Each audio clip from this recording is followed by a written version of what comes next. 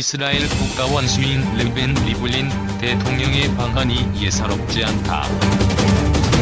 청와대는 리블린 대통령이 14에서 18일 방한해 15일 문재인 대통령과 정상회담을 한다고 발표했다. 이스라엘 대통령의 방한은 2010년 전임 시몬 페레스 대통령이 찾은 지 9년 만이다.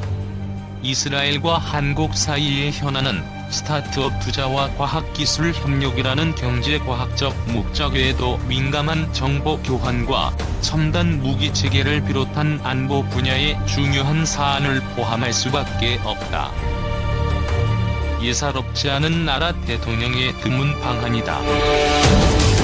리블린 대통령, 개인적으로 힘든 시기에 방한 한국과는 스타트업, 과학기술, 방산, 정보의제 세계 최강 정보력 모사드 운영하는 이스라엘 2001년 김정남 일본 일국 원천 정보도, 파 이란 북한 핵미사일 협력의 안보 위협 촉각 사우디 등 온건 이슬람 국가와 관계 강화 추진 기술과 자본 결합해 새로운 중동 질서 추구 한국 원전 기술의 중동 확산도 주목할 가능성. 르벤 리블린, 이스라엘 대통령이 영부인 네하마 리블린 여사와 함께 지난해 3월 예루살렘을 방문한 불가리아의 루벤 라데프 대통령 환영 행사에 참석하고 있다. 당시 휴대용 산소 흡기를 이용해 힘겹게 호흡한 리블린 여사는 지난 6월 4일 세상을 떠났으며 80세 리블린 대통령은 상처한 지 한 달 만에 한국을 찾았다. 레우벤 리블린, 이스라엘 대통령이 영부인 네하마 리블린 여사와 함께 지난해 3월 예루살렘을 방문한 불가리아의 루벤 라데프 대통령 환영 행사에 참석하고 있다. 당시 휴대용 산소 흡기를 이용해 힘겹게 호흡한 리블린 여사는 지난 6월 4일 세상을 떠났으며 80세 리블린 대통령은 상처한 지 한 달 만에 한국을 찾았다. 19년, 상처 한 달 만에 한국 방문 눈여겨 볼 점은 리블린 대통령이 오는 9월로 만 80세가 되는 고령인데다 지난달 부인과 사별한 상황에서 방한했다는 사실이다. 배우자를 잃는 것은 인간에게 가장 큰 스트레스라고 한다. 체력이나 정신력이 아무리 좋아도 육체적, 심리적으로도 위안이 필요한 상태다. 그런 상황에서 연로한 사람에게 아무래도 부담이 될 수밖에 없는 여름철에 방한하는 이유가 궁금할 수밖에 없다. 리블린 대통령의 부인 네하마 리블린은 폐섬유증을 앓다 지난 3월 폐이식 수술을 받았지만 합병증으로 세상을 떠났다. 1967년에서 2007년 예루살렘대 동물학, 유전학 연구원으로 근무하며 자기 일에 충실하면서도 평화와 관용운동을 펼치며 여성, 어린이, 아랍인을 위해 활발하게 활동했다. 사회활동으로 배우자의 공직 수행을 지원한 셈이다. 이스라엘 영부인 네하마 리블린 여사가 2017년 5월 예루살렘을 방문한 도널드 트럼프 대통령의 영부인 멜라니아 여사와 손을 잡고 대통령 관절을 걷고 있다. 폐섬유증을 앓다 지난달 4일 세상을 떠난 리블린 여사는 휴대용 호흡기를 들고 다니면서도 마지막까지 영부인으로의 의무를 다해 국민의 존경과 사랑을 받았다. 이스라엘 영부인 네하마 리블린 여사가 2017년 5월 예루살렘을 방문한 도널드 트럼프 대통령의 영부인 멜라니아 여사와 손을 잡고 대통령 관절을 걷고 있다. 폐섬유증을 앓다 지난달 4일 세상을 떠난 리블린 여사는 휴대용 호흡기를 들고 다니면서도 마지막까지 영부인으로의 의무를 다해 국민의 존경과 사랑을 받았다. 투병 중에도 미국의 도널드 트럼프 대통령 부부의 예루살렘 방문 등 국빈 행사에는 휴대용 산소흡기를 들고 참가했다. 미국 영부인 멜라니아 트럼프의 손을 잡고 걷는 모습은 상징적이다. 동지인 부인을 잃은 리블린 대통령이 얼마나 충격을 받았을지 충분히 짐작할 수 있다. 리블린 세계 방한은 이처럼 인간적으로 어려운 상황에서 이루어진다는 점에서 관심이 갈 수밖에 없다. 이스라엘 모사드, 김정남 등 대북 정보 강해 리블린 대통령은 특히 세계 최강의 정보 수집 능력을 인정받는 해외 정보기관 모사드를 운영하는 이스라엘의 대통령이라는 점에서 관심을 끌 수밖에 없다. 모사드의 정보 수집 범위는 전 세계적인 것으로 정평이 났다. 중동과 유럽, 미주 지역은 물론 아시아 지역까지 범위가 미친다. 정보기관의 능력이나 활동은 대부분 비일이 쌓였지만 드러난 사례만 해도 능력을 인정받을 만하다. 김정일 북한 전국방위원장의 장남이자 김정은 북한 국무위원장의 이복형인 김정남. 2001년 남미 국가의 여권으로 일본에 입국하려다 발간됐을 당시의 모습이다. 이스라엘 대외 정보기관 모사드가 원천 정보를 입수해 서방 국가와 공유하면서 입국을 저지한 수 있었던 것으로 알려졌다. 김정일 북한 전국방위원장의 장남이자 김정은 북한 국무위원장의 이복형인 김정남. 2001년 남미 국가의 여권으로 일본에 입국하려다 발간됐을 당시의 모습이다. 이스라엘 대외 정보기관 모사드가 원천 정보를 입수해 서방 국가와 공유하면서 입국을 저지한 수 있었던 것으로 알려졌다. 북한 김정일 국방위원장의 장남으로 김정은 국무위원장의 이복형인 김정남이 2001년에 남미 국가의 미조 여권으로 일본에 입국하려다 발각된 사건도 모사드가 배경에 있는 것으로 파악된다. 모사드가 관련 원천 정보를 파악하고 이를 미국 중앙정보국과 공유했으며 CIA는 이를 일본에 넘겨 김정남을 공항에서 적발한 것으로 알려졌다. 이란 북한 간핵과 미사일 협력에 촉각 2004년 4월 22일 북한 평안북도 용천역에서 벌어진 대규모 폭발 사고로 모사드 관여설이 있다. 당시 열차에는 핵기술 교류를 위해 북한을 방문한 시리아 과학자 12명이 타고 있었다고 한다. 상관이 없다는 주장도 있다. 이스라엘은 시리아의 핵무기 개발 개지를 통지해 2007년 9월 6일 폭격으로 파괴했는데 시리아 핵 개발의 결정적인 단서를 파악한 계기가 용천 폭발 사건이었다는 주장이 그것이다. 흡사한 시리아 과학자들의 이전 행동을 추적한 결과 이란의 나탄즈 핵무기 개발 프로그램에 참여한 것으로 나타나면서 이들이 이란에 이어 북한의 핵기술을 받거나 넘기려고 한 것으로 파악했다는 이야기다. 이스라엘은 이란을 가장 큰 잠재적인 적국으로 여긴다. 이란이 핵 개발에 나서자 미국은 물론 러시아, 영국, 프랑스를 비롯한 유엔 안전보장이사회 상임이사국들은 이란을 철저하게 누르는 경제제재 결의안을 줄줄이 통과했다. 그 배경에 이스라엘의 외교와 로비가 있는 것으로 관측된다. 이란 핵에 이스라엘이 얼마나 예민한지를 보여준다. 2012년 이란 테헤란에선 모터사이클 운전자가 달리는 자동차에 다가와 차체에 붙인 부착식 폭탄이 폭발해 주요 핵과학자가 불사하는 사망하는 사건이 4건이나 연속 발생했다. 이란의 핵 개발을 막기 위한 모사드의 요인 암살 공작이란 의심을 불렀지만 증거는 전혀 발견되지 않았다.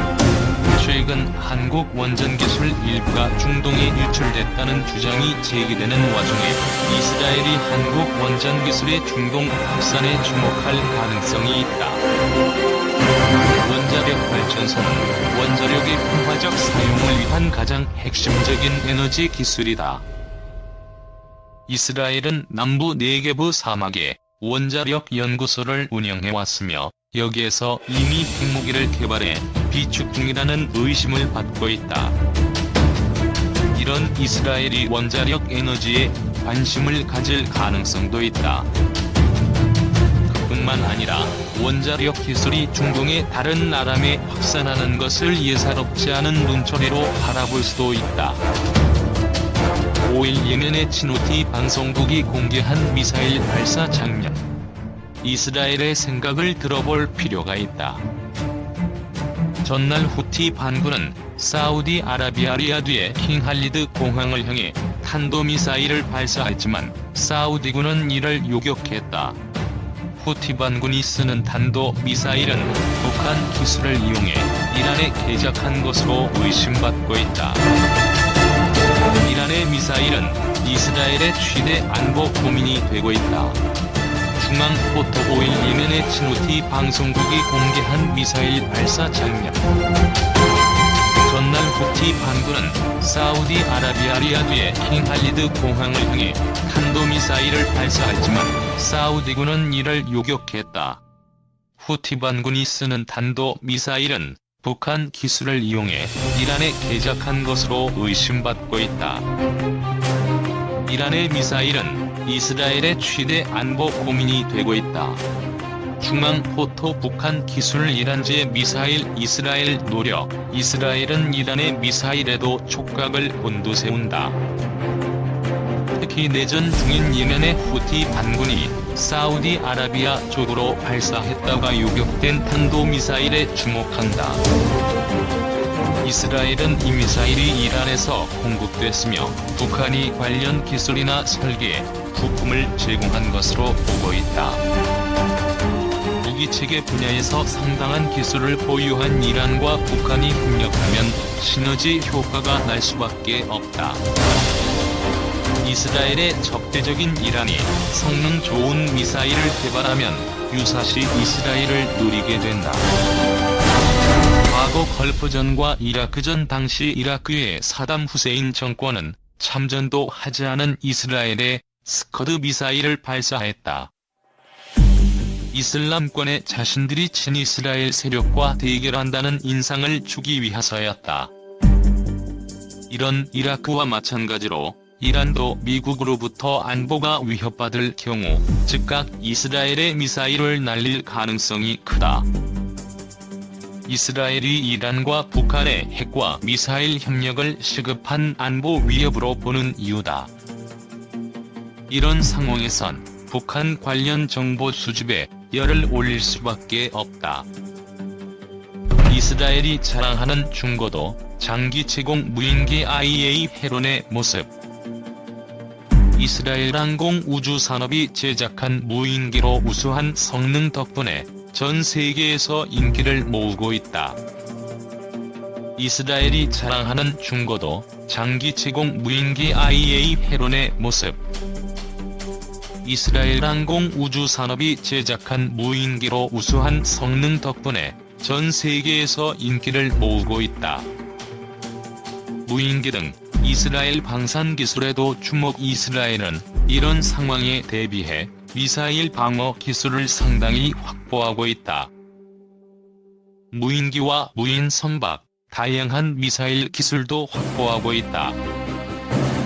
무엇보다 낡은 전투기와 공격용 헬기, 전차, 자주포, 장갑차 등을 적은 비용으로 최신 버전으로 업그레이드하는 기술이 뛰어나다. 한국 방위산업도 기술력과 생산력에서 세계적인 수준이지만 이스라엘은 한국이 관심을 가지기에 충분한 기술력을 갖춘 또 다른 강국이다. 이스라엘, 사우디 등 온건 이슬람 국가의 접근.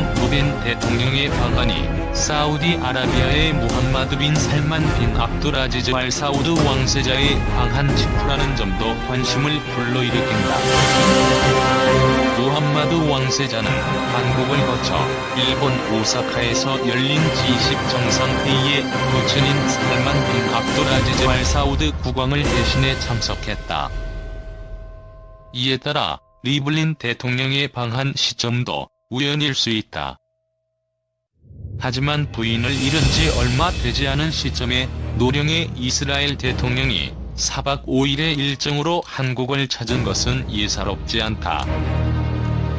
눈여겨볼 점은 이스라엘은 사우디와 사실상 반이란 연합전선을 형성하고 있다는 사실이다. 그 이유에 관심이 가지 않을 수 없다. 사우디는 아랍어를 쓰는 아랍권의 중심 국가로서 이슬람 수니파의 맹주이자 중동 지역의 대표적인 친미 국가다. 반면 이란은 세머 계통의 아랍어가 아닌 아리아너 계통의 이란어를 쓰는 나라로 이슬람 수니파의 숙적인 시아파의 맹주이자 대표적인 반미 국가다. 이란은 1979년 이슬람 혁명 뒤 군주제를 폐지하고 민주적으로 선출한 대통령과 국회의원이 행정과 입법을 맡는 민주체제에 이슬람 시아파 율법학자들이 이들을 감독하는 기묘한 정치 체제를 만들었다.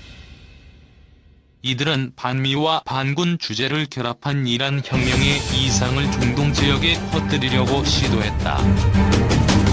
사우디는 자국에서 벌어졌던 시아파나 군주제 반대자의 봉기나 사원 점거 사건의 배후에 이란이 있다고 의심한다. 이스라엘 최남단에 있는 홍해안 항구도시 에일라트, 사우디 연안까지 20km도 안 되는 가까운 거리다. 최인택 기자. 이스라엘 최남단에 있는 홍해안 항구도시 에일라트, 사우디 연안까지 20km도 안 되는 가까운 거리다. 최인택 기자. 기술과 자본 결합해 새로운 중동 질서 추구. 이런 상황에서 사우디는 이스라엘과 조심스럽게 접촉을 넓히고 있다. 사우디는 1948년 이스라엘이 건국할 때부터 이스라엘을 국가로 인정하지 않아왔다. 하지만 이는 과거사일 뿐이다. 과거 살벌한 전쟁을 치렀던 이집트와 요르단이 이미 이스라엘과 수교하고 국민과 관광객이 국경을 자유스럽게 지나다니는 상황에서 새로운 관계를 모색할 때가 됐다고 판단했을 것으로 관측된다. 이미 제3국에서 장관급 비공식 접촉이 이루어진 것으로 알려졌다. 혹시나 등이 찔리지나 않을까 계산기를 두들기고 주변을 살피면서 조심스럽게 서로 알아가는 과정이다. 만에 하나 양국이 수교할 경우 중동의 국제관계는 대격변이 일어날 수밖에 없다. 미국과 가깝거나 이란에 대항하는 나라는 사우디를 따라 이스라엘과 연쇄 수교할 가능성이 크다. 아랍에미리트, 쿠웨이트, 바레인이 줄을 이어 수교할 가능성이 크다. 그럴 경우 이란을 제외한 중동은 오일먼이라는 거대 자본과 이스라엘의 기술과 스타트업이 결합해 경제붐을 이룰 수도 있다. 이런 시나리오는 무함마드 왕세자가 사우디를 석유 수출국에서 탈피해 현대산업, 서비스 국가로 탈바꿈하려고 시도하는 그랜드 프로젝트와도 일맥상통한다. 무함마드 왕세자는 이를 위해 원자력 발전소 건설 등 다양한 프로젝트를 추진 중이다. 특히 이스라엘과 가까운 사우디 서부부에 건설하려는 첨단 미래형 도시 댐은 무함마드 왕세자의 큰 꿈을 잘 보여준다. 요르단과는 육로로, 이집트까지는 바다를 건너는 다리로 연결할 수 있다. 이 프로젝트를 추진하면서 이스라엘을 의식하지 않을 수 없다. 사실 이스라엘의 최남단 홍해안 항구도시 에일라트에서 사우디아라비아 연안까지는 미처 20km가 되지 않기 때문이다. 군사, 과학기술연구소 사우디에 진출할까? 예멘 내전에 참전 중인 사우디는 군사 수요도 많다. 내용은 바로 그 근처에 건설될 예정이다. 지난번 무함마드 왕세자는 한국을 방문해 국방과학연구소를 찾았다. 사우디의 한국의 ADD와 같은 국방연구소를 건설해 각종 무기체계를 자체 개발하거나 생산하겠다는 꿈을 비췄다. 국방에 숱한 돈을 들이는 사우디 왕실의 서열 2위로선 당연한 고민일 것이다. 과학기 기술력의 결정체인 무기 체계를 완제품으로 구매하기보다 장기 투자를 통해 자국에서 개발과 생산을 하겠다는 무함마드 왕세자는 과학기술의 중요성을 이해하는 지도자로 보인다. 한국의 다양한 과학기술 대학, 대학원을 통째로 수입하는 방안을 추진할 수도 있다. 복지 확대를 위해 병원은 물론 의과대학, 치과대학, 약학대학, 간호대학, 보건대학원을 통째로 도입할 수도 있다. 민주화되고 현대화된 중동 국가로서 어느 나라보다 중동 지역을 잘 알고 촘촘한 정보 네트워크를 보유한 이스라엘과 손을 잡을 수 있다면 사우디를 비롯한 중동 지역 진출에 결정적인 도움이 될 수 있다. 이스라엘과 중동 무슬림 국가들은 영원히 원수지간으로 지낼 것이라는 고정관념에서 벗어나 함께 미래를 만들어가는 비전을 세울 때다. 역사의 현장인 예루살렘 구시가지 통곡의 벽. 멀리 가려면 함께 가야 하기 때문이다. 벽돌 틈에 종이 쪽지를 넣고 기도하는 의뢰인으로 늘 옮긴다. 최근 통곡의 벽은 첨단 과학으로 거듭났다. 안내소에서 고대 성전을 가상현실로 체험하고 지하 터널에서 고고학 발굴 성과도 확인할 수 있다. 케인텍 기자 역사의 현장인 예루살렘 구시가지 통곡의 벽. 벽돌 틈에 종이 쪽지를 넣고 기도하는 의뢰인으로 늘 옮긴다. 최근 통곡의 벽은 첨단 과학으로 거듭났다. 안내소에서 고대 성전을 가상현실로 체험하고 지하 터널에서 고고학 발굴 성과도 확인할 수 있다. 케인텍 기자 중동 이스라엘 서로 적대감 줄어. 사실 중동 국가와 이스라엘 사이에는 지난 1973년 4차 중동 전쟁 이후 대규모 전면전은 벌어지지 않고 있다. 1982년 1차 레바논 전쟁과 2006년 2차 레바논 전쟁을 마지막으로 주변국과 무장 충돌도 없다. 다만 가자 지구의 팔레스타인 무장단체인 하마스의 로켓 공격에 이스라엘의 공습으로 맞서는 일은 있지만 국가 대국가의 전쟁은 아니다. 이스라엘 공군이 내전 중인 시리아에 2012년부터 올해까지 무장단체인 헤즈볼라나 이란, 시리아 정부군 기지를 공습하는 일은 계속되고 있다. 이런 상황에서 이스라엘은 더는 중동의 이슬람 국가에 적대적일 이유가 없다. 실질적으론 전면전 없는 평화가 유지되고 있는 셈이다. 중동 국가들도 국민 생활 향상을 위한 경제 발전을 위해선 이스라엘에 더는 등을 돌릴 이유를 찾지 못한다. 리블린 대통령이 이스라엘 대통령으로선 9년 만에 한국을 방문했다는 것은 여러모로 뜻깊은 이유다.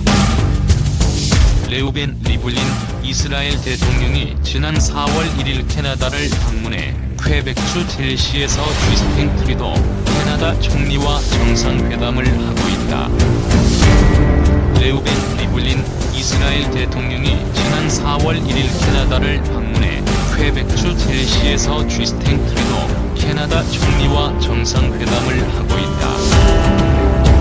온정적 보수로 전임 진보 대통령 정책위원 리블린 대통령은 안보에 강경한 보수 정당인 리쿠드당 출신이지만 아랍인과의 대화를 추구하고 이스라엘 내부의 아랍인을 통합하는 많은 노력을 기울여왔다.